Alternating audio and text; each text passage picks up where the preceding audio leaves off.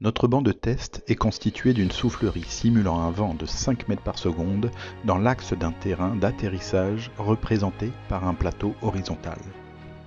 Deux maquettes sont réalisées en matériaux légers à échelle 1/500e. La première utilise le profil à fond plat breveté Flatbee de Dirisolar, la seconde a un profil de dirigeable classique. Deux fils sont utilisés pour guider les maquettes. Ils les retiennent dans l'axe du vent, mais pas sur l'axe vertical. Le comportement des maquettes dans le flux d'air dépend donc exclusivement des caractéristiques aérodynamiques issues de leur profil.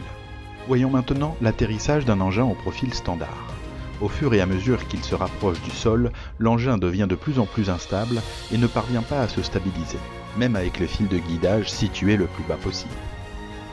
On réalise maintenant l'approche au sol avec l'engin utilisant le profil à fond plat Flatbee.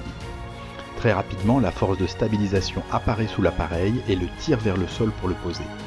Une fois posé, l'engin reste parfaitement stable, contrairement à celui possédant le profil standard.